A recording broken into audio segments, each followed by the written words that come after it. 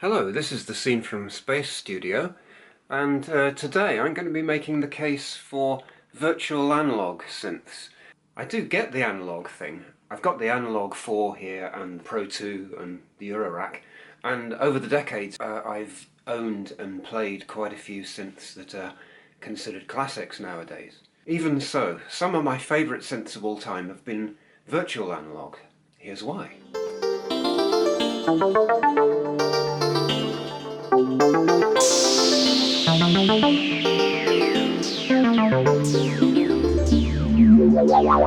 I'll start with the Novation Nova. Now this I got for around £300 on eBay, and it's in lovely condition. There's no other synth I know of that packs so much into 300 quid's worth. It's a great synth engine. It's got 3 oscillators with really powerful sync effects. It's got a very flexible filter, the usual low pass, band pass, high pass in 3 different slopes, plus in the special menu it's got a load of other modes. So it's very flexible, and it's got overdrive, and it's self-oscillating as well if you turn the resonance right up. It's got 2 LFOs which can sync to MIDI clock. It's got 3 ADSR envelopes, and I wouldn't say it's the best bass machine on the planet. I don't think any machine excels at absolutely everything, but it's great for pretty much everything else. You get your lovely pads and analog style strings and great leads, abstract sound effects, and some very nice electric pianos that uses the oscillator sync, and a very flexible FX section. You've got auto pan, you've got basic EQ, which is just treble and bass, but still quite useful. You've got comb filter, distortion, chorus, delay, reverb, and you can change the order of the effects in the chain as well. So it's really very flexible, and all the multi-effects settings are saved as part of a sound. Now here's the absolute killer feature. It's 6-part multi-timbral, but so are all the effects. So you get that very flexible effects section times 6. With the Supernova, of course, it's times 8. Each part has its own independent arpeggiator as well. So apart from high-end workstation monsters that cost 2 or 3 grand, I don't know where else you get all that. And all for around 300 quid second hand. I mean, it's an absolute snip. So really, if you see one in good condition, snap it up. It's just a great workhorse. And here it is being sequenced from the iPad.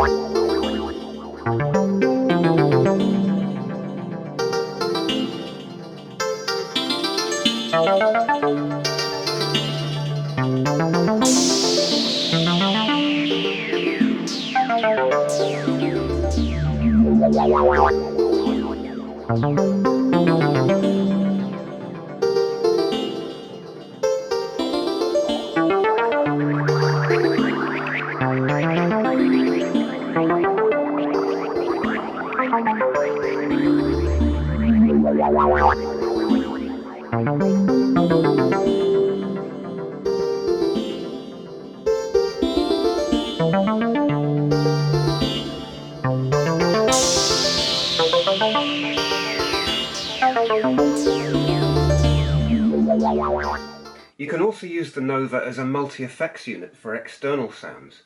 I've programmed a sound and I've called it Audio Input 1. I've saved several with different settings, and I've put it on part 6.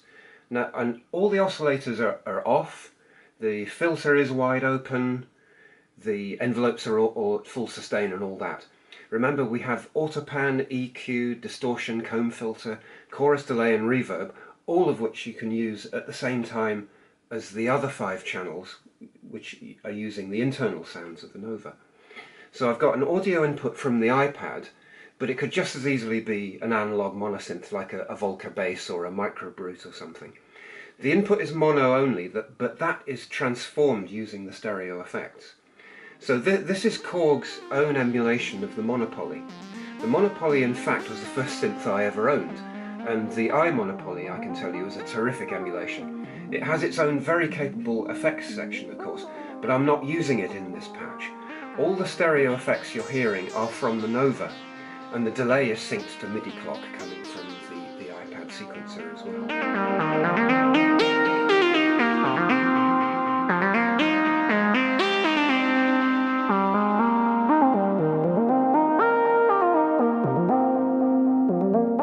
You have to remember that in effect this is a sound on the Nova, with the external input taking the place of the oscillators. That means it has to be triggered like any other sound for anything to be audible. I've put the sound onto part 6, which is set to MIDI channel 6. So the sequencer has to send a note on to channel 6 so that the envelopes will open, and only then can we hear the audio coming through.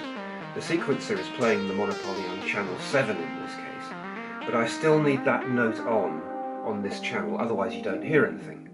Now here we've got the Korg MS2000. This is the BR version with the vocoder, which I don't actually use. I'm not really a vocoder person, but I was on the lookout for the rack mount version, and this came up on eBay. It's quite a simple synthesizer, but Korg made some very wise design decisions. And although it's quite limited, they've included all the right things. It's only 4-voice polyphonic, but I tend to use it as a monosynth anyway, so that's not really a problem for me. It's got the 2 oscillators with all the usual basic waveforms, and plus a load of very usable digital waves. It's got a multi-mode filter, it's got an arpeggiator, a very basic chorus and delay, and again quite simple, a 4-slot modulation matrix. You can see I've pimped it up with a set of knobs from a Virus, which I managed to get on eBay. The tiny little knobs on the original knobs on the Korg I found rather difficult to use, having a bit of arthritis in my fingers. And it's also got this 3-lane motion sequencer. You can select 3 separate parameters, and this row of knobs sets how the parameters vary with each step. That they can step from one value to the next as the sequence progresses, or it can smooth the values out for more sweeping sorts of modulation. It doesn't have reverb built in, so we have this lovely Lexicon FX box.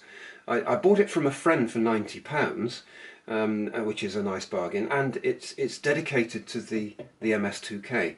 MIDI out from the synth into the Lexi, both set to the same MIDI channel, which I think is channel 1 in this case. So the Lexi picks up program change messages from the synth.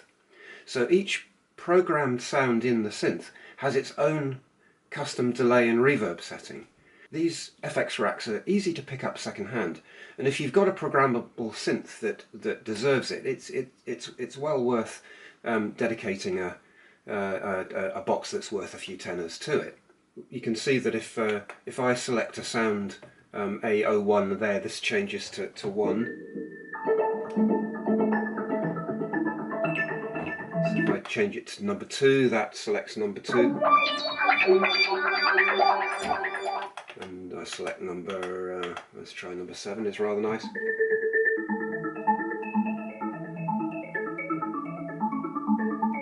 People that own these things tend to be quite attached to them, and that's because they sound so good. It's not analog, but who cares?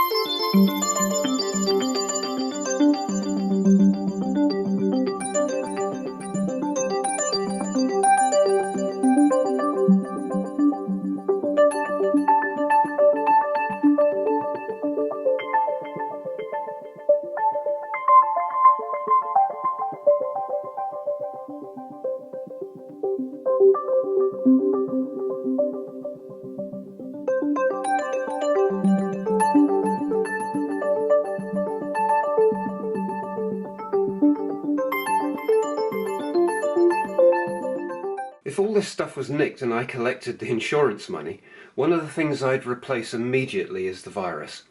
Of the three instruments we've looked at today, it's by far the deepest and most complex. In fact, it has a bit of a design flaw in that the menu structure is so confusing, I get lost every time I go in to program it. I mean every time, I get lost every time. However, there's a very good reason the virus features on a million hit pop tunes, and that's that it sounds so bloody excellent. This synth has more sweet spots than any other I've ever played, analog or digital. And what I like to rub those sweet spots with is the two identical multi-mode filters. That's quite unusual. Synths with two filters tend to have one that's multi-mode and one that's, say, just a high pass or with other limitations. I like to put them in series, and I might have one set to low pass and the other, say, to band pass or to high pass. I then ride the two cutoff frequencies while an arpeggio or a sequenced riff or something like that is playing. It's so expressive and the sound really crackles. Now, the MS-2000 and the Virus are a great double act. They each have their own distinct character, but they just seem to sing together rather beautifully. I'll finish with a duet between them.